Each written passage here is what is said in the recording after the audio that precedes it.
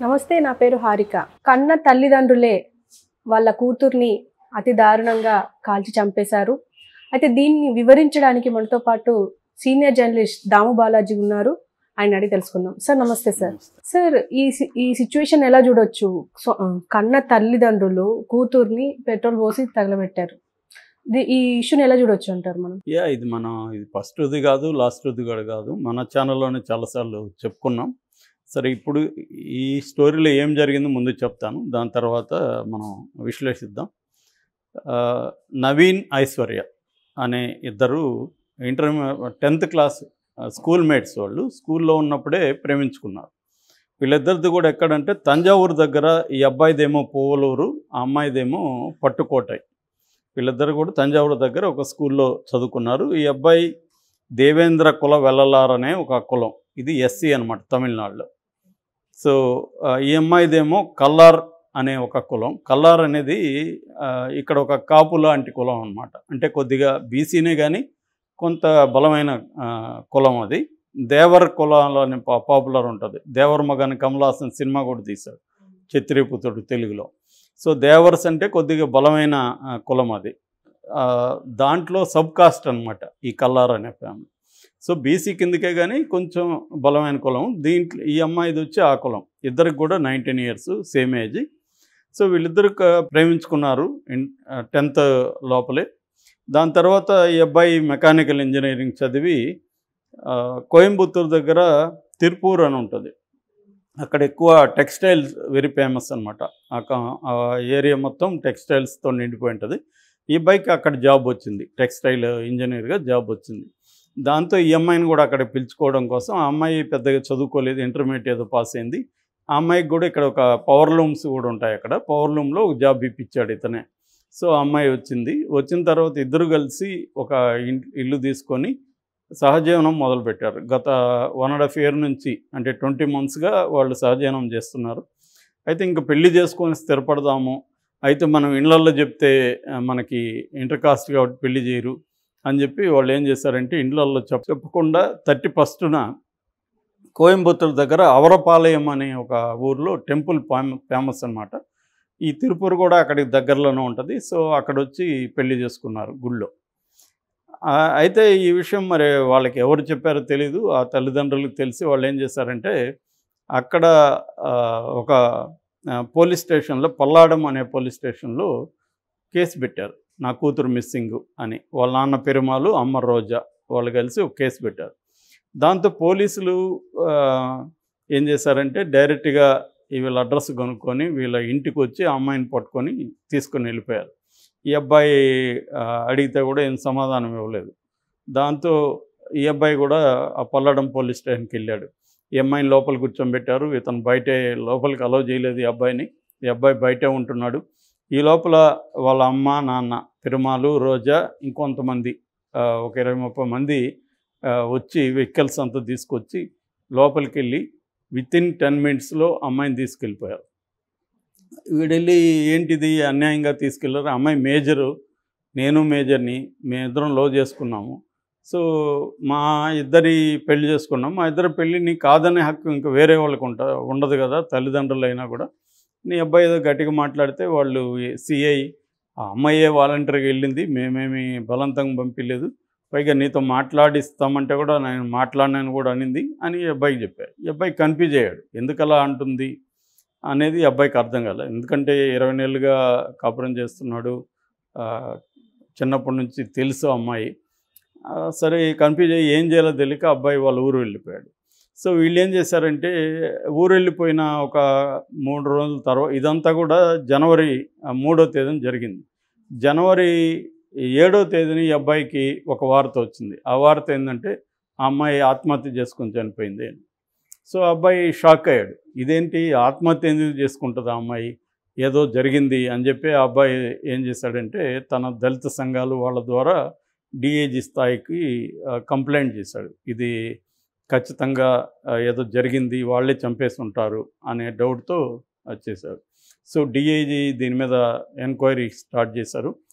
పేరెంట్స్ని పట్టుకొచ్చి వాళ్ళని కొంత మ్యాన్ హ్యాండిల్ చేసినట్టున్నారు. దాంతో వాళ్ళు కన్ఫెస్ అయ్యారు, మేమే చంపామని. సో వాళ్ళు చెప్పిన కథ ఏంటంటే ఈ అమ్మాయిని తీసుకెళ్ళి ఒక గదిలో బంధించి ఆ అబ్బాయి దగ్గరికి వెళ్ళకూడదు అది ఇదంటే అమ్మాయి గట్టిగా లేదు, నేను ఆ అబ్బాయిని ఆల్రెడీ పెళ్లి చేసుకున్నాను, నేను అతనితోనే కాపురం చేస్తాను, నేను వేరే వాళ్ళని పెళ్లి చేసుకోను అనేది గట్టిగా చెప్పడంతో వాళ్ళకి ఇంకా విపరీతమైన కోపం వచ్చి మా పరువు తీసావు నువ్వు, ఇంకన్నా నువ్వు మారుతావు అంటే మారవా అని చెప్పి భయంకరంగా కొట్టి చిత్రహింసలు పెట్టి పెట్రోల్ పోసి తగలబెట్టేశారు.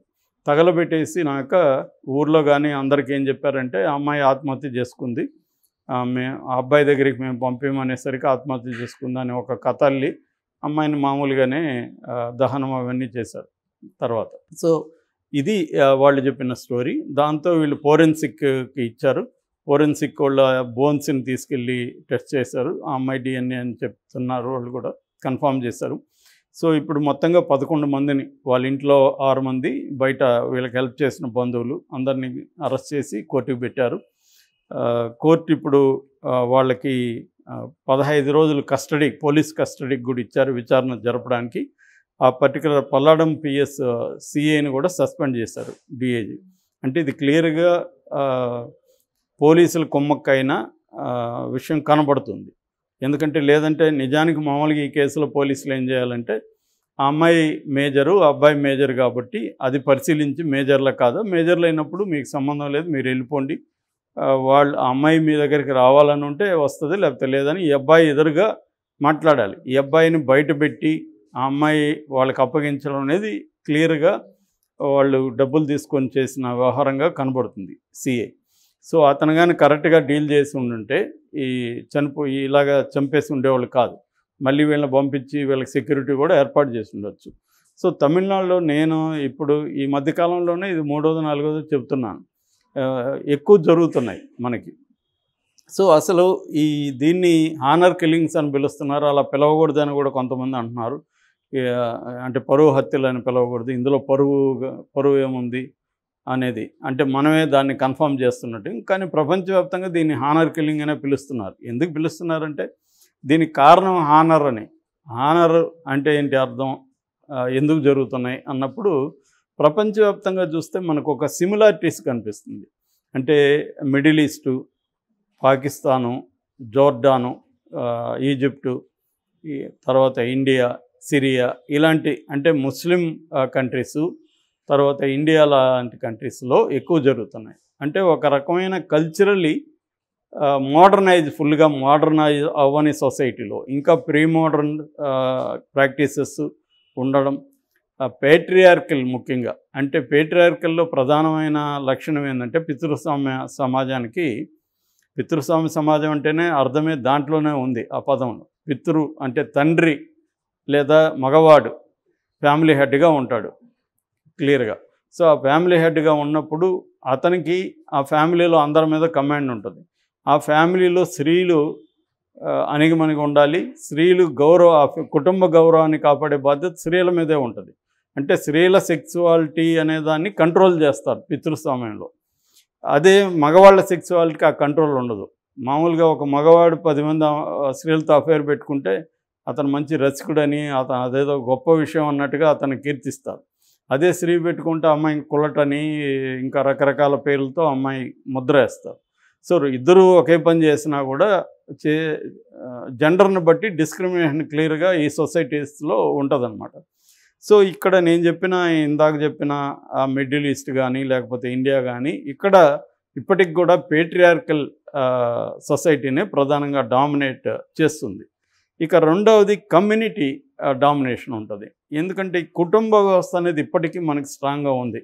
మన వాళ్ళు చాలామంది చెప్తుంటారు డైవర్సులు పెరిగిపోయినాయని. నిజానికి డేటా చూసినప్పుడు ఓవరాల్గా ఇండియాలో 1 మాత్రమే ఉంది డైవర్స్ రేటు. అంటే సిటీస్లో పెరుగుతుంది కొంతవరకు, దానివల్ల మనకు ఎక్కువ పెరిగినట్టు అనిపిస్తుంది. కానీ డేటా రివర్స్లో ఉంది. డేటా అంత స్పీడ్గా ఏం పెరగట్లేదు. అంటే ఇప్పటికి కూడా ప్రధానంగా సమాజం స్త్రీలకి చాలా అడ్వాన్స్ అయిపోయినారు స్త్రీలు అనిపించినట్టుగా మనకు కనబడుతుంది నగరాల్లో ఉండడం వల్ల. కానీ ఇప్పటికి కూడా స్త్రీలు మగవాళ్ళ డామినేషన్లోనే ఉంటున్నారు. ఈ కమ్యూనిటీ ప్రెజర్ అనేది కుటుంబాల మీద ఉంటుంది. అంటే ఈ కుటుంబం అనేది ఒక వాళ్ళల్లో ఇట్లాంటి ఇంటర్ క్యాస్ట్ మ్యారేజ్లు జరిగినప్పుడు వాళ్ళు వెళ్ళి ఫ్రీగా వాళ్ళిద్దరికి పెళ్లి చేసి ధైర్యంగా నిలబడడం అనేది జరగట్లేదు. మనం అమృత ప్రణయ్ విషయం చూసాము మిర్యాలగూడలో. వాళ్ళ నాన్న మారుతిరావు ₹1,00,00,000 ఇచ్చి ఒక కిరాయి హంతకుండా పెట్టి చంపించారు అల్లుల్ని. ఫైనల్గా ఏమైంది, ఆయన కూడా ఆత్మహత్య చేసుకున్నాడు. ఆ ఫ్యామిలీ మొత్తంగా నాశనం, 2 ఫ్యామిలీలు నాశనం అయిపోయినాయి. మారుతిరావు భార్య, అటు ప్రణయ్ చనిపోయాడు. ఇదే జరుగుతుంది ఎక్కడైనా. సో ఇక లీగల్గా కూడా ఏంటంటే ఈ పోలీస్ వ్యవస్థ కూడా కుమ్మక్కైపోవడం, ఎందుకంటే డామినెంట్గా ఉండేవాళ్ళే ఇది ఎక్కువ పనులు చేస్తున్నారు. రెండోది ఇక్కడ ఇండియాలో చూసుకున్నప్పుడు ప్రధానంగా ఈ మధ్యకాలంలో బీసీలు ఎక్కువ ఎస్సీలు పెళ్లి చేసుకున్నప్పుడు ఎక్కువ సహించలేనితనం కనపడుతుంది.